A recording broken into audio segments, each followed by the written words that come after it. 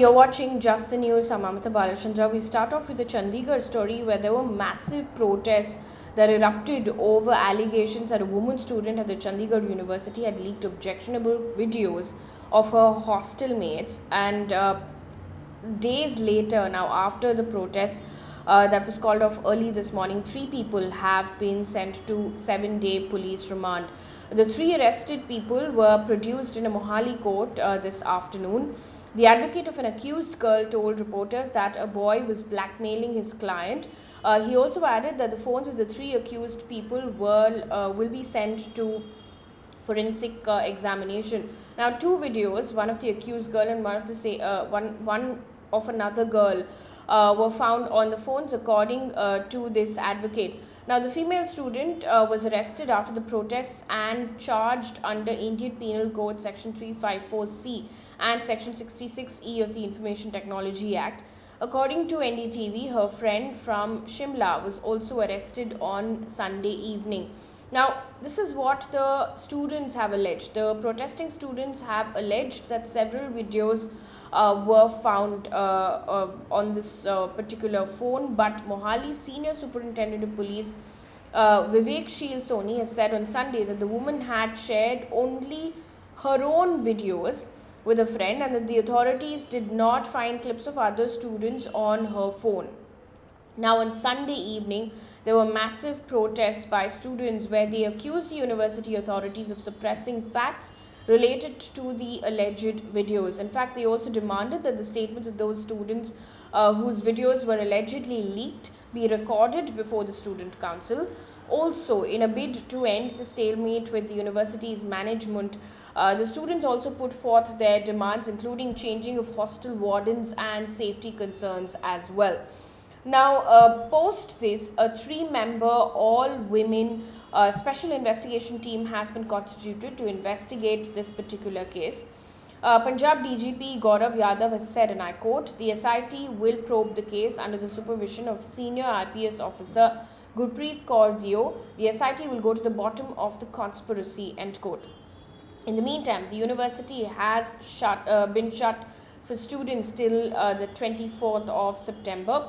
According to a report by India Today, the university management has also formed a 9-member committee under the chairmanship of the head of the women's cell in this university. Now, the panel includes 3 student representatives and 6 professors as well. The committee has been tasked to investigate the entire incident and submit a report on it.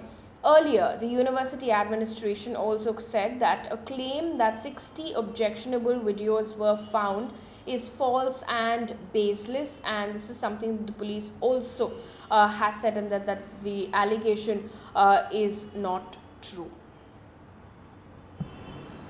Moving on from the story right now to Allahabad. According to a report by Scroll, Allahabad University students continued their protest against the university administration's decision on fee hikes for various courses in the 2022-23 academic year. The students have been protesting for over a week now. NDTV has reported that a student union claimed that the fee for undergraduate courses have been hiked by almost 400%, but the university and the Vice Chancellor, according to Hindustan Times, has said, and I quote, "The fee per month at AU for the past 110 years has been 12 rupees.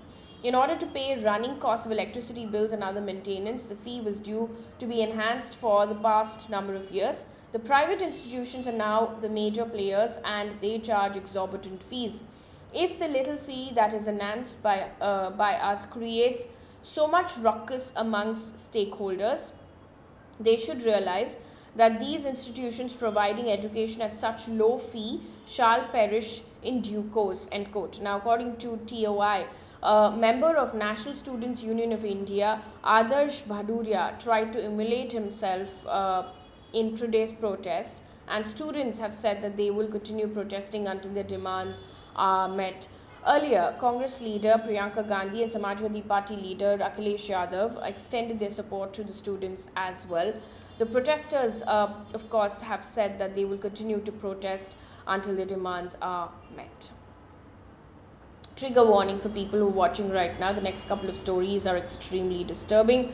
This story comes in from Madhya Pradesh. A 16-year-old girl from Madhya Pradesh was allegedly beaten up by 4 men and 2 minors and gang raped. According to PTI, the incident took place at Rewa district. The assault took place when the girl had gone to a temple on Saturday afternoon with a male friend. Now, 3 accused have been arrested and searches are underway for the remaining accused. The Rewa district administration, in the meantime, demolished the homes of those arrested. An unidentified official told PTI, and I quote, the same treatment would be meted out to the 3 others who were involved in the crime, end quote. Also, a horrifying story coming in from Odisha, where 4 newborn babies died in the last 24 hours at a hospital in Odisha's Kyonja district. Now, the parents have alleged negligence by the doctors and lack of oxygen supply in the hospital's special newborn care unit. They also alleged that doctors were absent when the condition of the kids worsened during the night. Now, the parents have been protesting against the doctors and have sought action. Odisha Family and Health Welfare Minister has said that he has sought a report from the district administration on the deaths. In the meantime, 13 children have died at the hospital since the 1st of September. The Chief District Medical and Public Health Officer has, however, refuted the allegations of negligence by doctors. Meanwhile, in politics, former Punjab Chief Minister Amrinder Singh on Monday joined the BJP. In fact, he also announced the merger of his outfit, the Punjab Lok Congress, with the BJP. Now, Singh had founded the Punjab Lok Congress in November after he resigned as a chief minister and quit the Congress in September last year following a tussle with Navjot Singh Sidhu.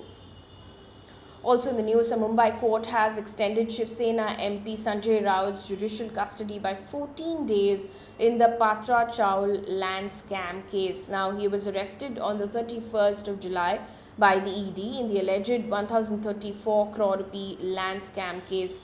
Now, the central agency has alleged that Raut and his aides made fraudulent financial transactions related to the redevelopment of a chawl, a building consisting of several tenements in Mumbai. Also in the news, the Enforcement Directorate has attached assets worth 48 crore rupee beneficially owned by former West Bengal Minister Partha Chatterjee and his aide Arpita Mukherjee in connection with the teacher recruitment scam. Now, Partha Chatterjee and his aide are in judicial custody since their arrest on the 23rd of July. The CBI is investigating the alleged irregularities in the recruitment of teachers in the state government schools, while ED is tracking the money trail bit of it. On to news coming in from across the globe, starting off with Iran. Several women hit the streets in western Iran on Saturday and took off their hijabs as a mark of protest over the death of a 22-year-old woman, Mahsa Amini, after being detained by the morality police. Now, in a symbolic act of opposition to the severe Iranian rule requiring women over the age of 7 to wear religious headscarves, some female protesters also chopped off their hair and burned their hijabs as well. According to a Reuters report, she died on Friday after falling into a coma following her arrest in Tehran earlier in the week. In fact, police rejected social media suspicions that she was beaten, saying that she fell ill as she waited with other detained women. Now, in the meantime, Amini's family has disputed this claim that the police have made, saying that she was perfectly healthy before her arrest. Now, Iran's Sharia or Islamic law mandates covered hair and loose-fitting robes for women. Human rights activists have demanded that those responsible for her suspicious death should be brought to justice.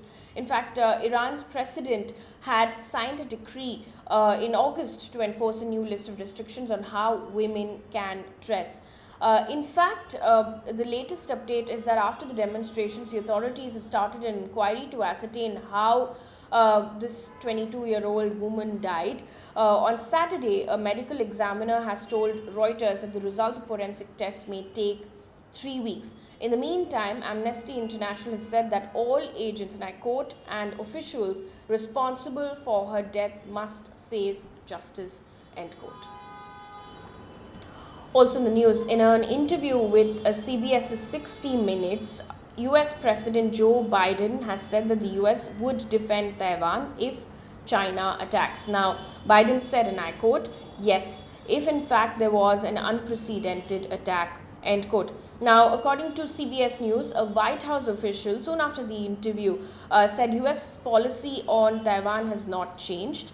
Officially, the US maintains strategic ambiguity on whether American forces would defend Taiwan.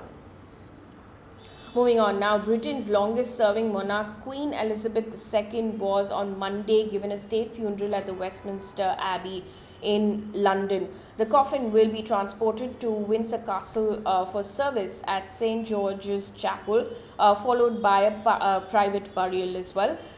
Elizabeth II will be buried at St. George's Chapel next to her late husband, Prince Philip, who died on the 9th of April 2021. Several world leaders, including President of India, Draupadi Murmu, US President Joe Biden, among others, were present. And before we wrap things up here on this bulletin, one piece of good news. Bajrang Punia has become the only Indian to claim 4 medals at the World Wrestling Championships in the current edition. Now, Commonwealth and Asian Games gold medalist Punia claimed the bronze medal in the men's 65 kg on the final day of the World Wrestling Championships 2022 on Sunday.